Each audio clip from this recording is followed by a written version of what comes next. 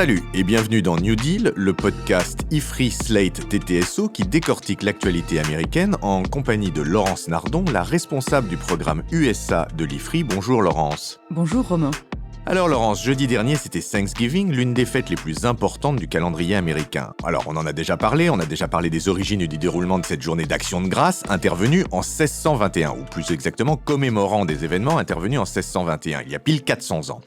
Vous nous avez déjà parlé dans les saisons précédentes de ce podcast des Amérindiens, héros et victimes de l'affaire, et on mettra les liens vers ces épisodes dans la description de ce podcast. Mais cette année, parlons de ce qui se passe le lendemain de Thanksgiving, c'est-à-dire le Black Friday, une journée de solde massive dans tous les magasins des États-Unis et qui lance la saison des achats de Noël.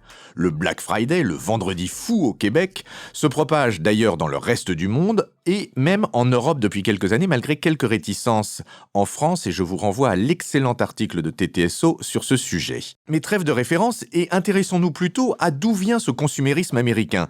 Est-ce que c'est une attitude qui est soutenable en ces temps de crise écologique ? Et d'abord, Laurence, est-ce qu'on pourrait commencer par les chiffres du vendredi fou de cette année ? Tout d'abord, je voudrais dire qu'aux États-Unis, le Black Friday, c'est vraiment un événement auquel tout le monde participe parce qu'il y a des soldes énormes sur les produits, entre 30 et 50%. Donc les gens préparent à l'avance des listes de ce qu'ils veulent acheter. Ils vont souvent faire la queue à l'aube avant que les magasins ouvrent. C'est vraiment un phénomène de masse. Ce qu'il faut dire aussi, c'est que ce vendredi fou dure désormais plus longtemps que juste le vendredi parce que les soldes estampillés Black Friday commencent début novembre. Physiquement, certains magasins commencent aussi à réouvrir dès le jeudi après-midi, c'est-à-dire le jour férié de Thanksgiving, et puis ça dure tout le week-end. Les petits magasins qui essayent de lutter contre les grandes chaînes ont lancé le Small Business Saturday pour privilégier les achats dans les petits magasins le samedi, dans les Pop and Mom Stores, si vous voulez. Et puis ça se termine le lundi, qui est devenu depuis quelques années le Cyber Monday, cyber lundi, pour privilégier les achats en ligne. Oui, parce que les soldes du Black Friday, c'est dans les magasins, mais c'est aussi de plus en plus sur Internet. Oui, il y a une évolution qui est déjà ancienne vers le commerce en ligne, mais elle a été fortement augmentée ces dernières années par le Covid. On a déjà les chiffres du commerce en ligne pour cette année Thanksgiving 2021 et on a à nouveau battu des records avec 5 milliards d'achats en ligne le jour même de Thanksgiving, 9 milliards le lendemain Black Friday, et enfin le lundi Cyber Monday devient la première journée pour le commerce en ligne annuel aux États-Unis avec 10 milliards d'achats. Mais vous me parliez d'un effet Covid, Laurence. Quel a été l'effet de la pandémie sur les achats en magasin ? L'année dernière, donc en 2020, à cause du Covid, il y a eu une chute très importante des déplacements des clients dans les magasins. À vrai dire, beaucoup de magasins étaient fermés l'année dernière. Cette année, en 2021, on voit un certain retour des clients en magasin, avec plus de 50% de trafic par rapport à 2020, mais on reste quand même à moins 30% par rapport à 2019, qui est donc l'année de référence avant le Covid. Certains magasins s'en sortent mieux. Par exemple, le plus grand mall des États-Unis, le centre commercial qui s'appelle Mall of America et qui est à Bloomingdale dans le Minnesota, eh bien, il annonce avoir reçu près de 100 000 personnes vendredi, c'est-à-dire à peu près autant qu'en 2019, le double de 2020. Donc le Covid n'est pas complètement surmonté en termes de retour en magasin. Et puis surtout, il y a des problèmes endémiques depuis le début de l'épidémie. Il y a des problèmes de recrutement, on manque de main-d'œuvre, et puis il y a aussi une désorganisation dans les chaînes d'approvisionnement. On a vu que les conteneurs attendaient de débarquer dans le port de Los Angeles, et donc il y a des pénuries de produits dans les magasins, les jeux vidéo et autres. Un exemple que j'ai vu ces derniers jours, c'est la firme de lingerie Victoria's Secret, qui annonce que 45% de ses stocks de Noël sont bloqués en transit. Romain, je ne sais pas ce qu'on va faire. On va se débrouiller, Laurence. Revenons sur le consumérisme américain.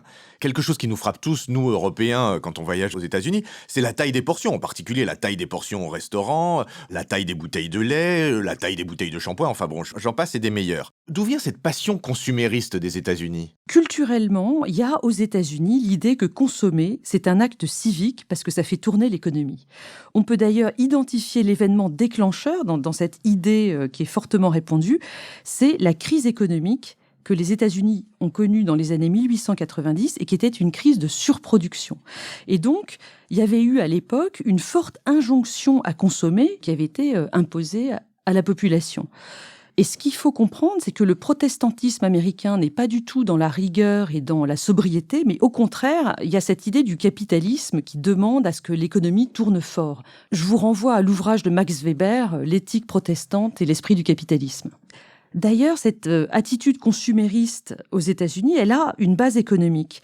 À la fin du XIXe siècle, la pensée économique abandonne le principe de la rareté des biens, qui était à la base de toute la pensée économique classique, avec les physiocrates, Ricardo, Adam Smith, etc. Et elle adopte de nouvelles théories qui sont fondées au contraire sur l'abondance des biens, l'idée que les sociétés modernes vont pouvoir mettre en place une prospérité accessible à tous les citoyens. Oui, Laurence, et cette vision de la prospérité économique va épouser la vision politique de la démocratie libérale aux États-Unis. Oui, ça va former un tout qui est précisément l'idéal américain, notamment face au communisme pendant le XXe siècle. Et pour finir d'expliquer ce consumérisme américain, on peut citer des facteurs sociologiques qui sont propres à ce pays.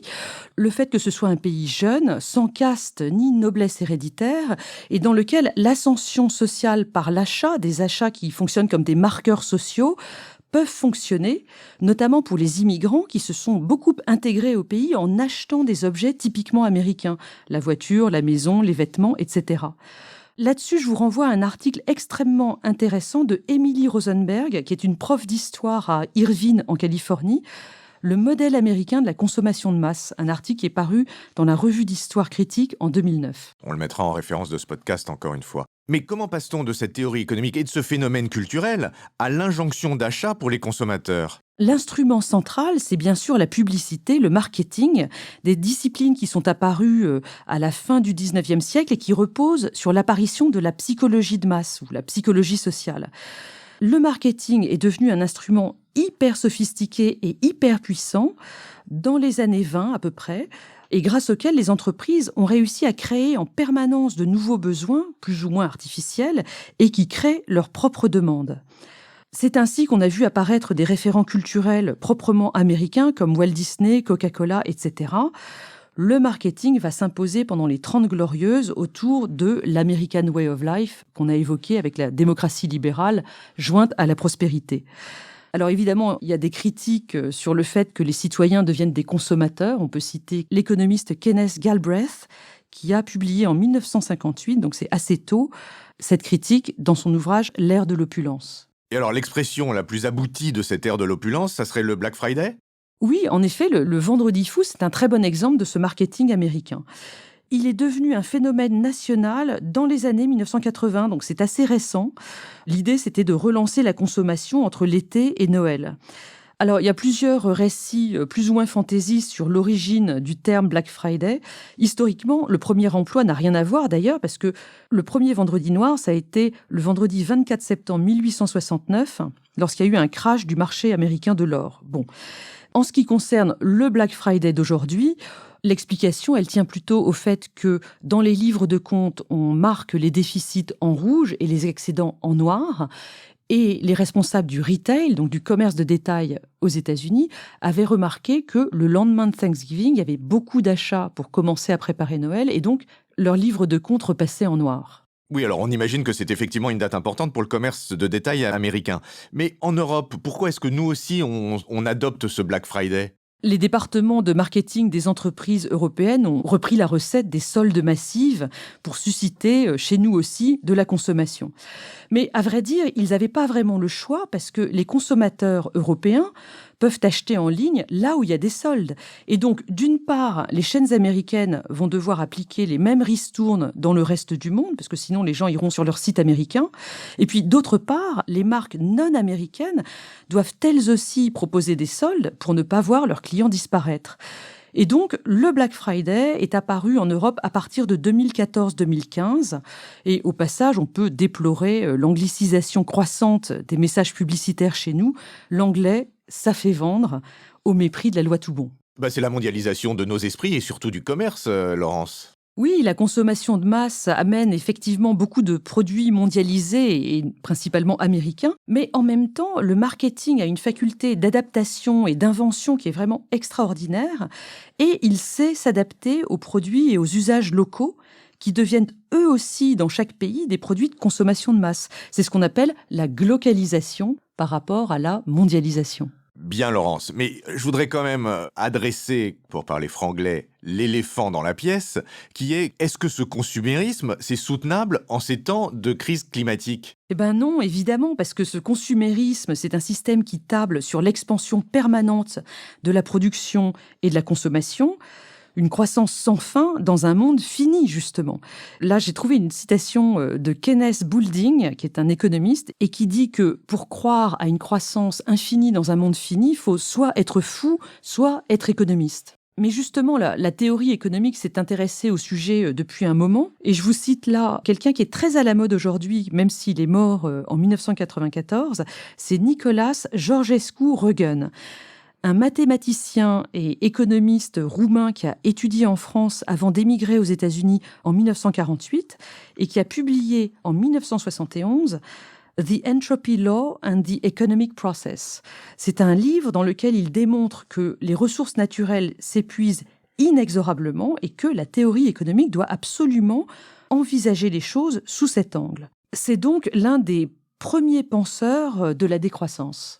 Et puis, plus récemment, il faut évidemment parler de Naomi Klein et de son ouvrage sur le climat, This Changes Everything, paru en 2015, dans lequel elle explique que le capitalisme de consommation mène inévitablement à la catastrophe climatique. Est-ce qu'il y a beaucoup de penseurs décroissants et un vrai mouvement de décroissance aux États-Unis ? De ce que j'en vois, le mouvement décroissant aux États-Unis est plutôt marginal, même si évidemment il y a des radicaux, par exemple ceux du mouvement No Kids, des gens qui veulent ne pas faire d'enfants pour éviter justement la catastrophe climatique.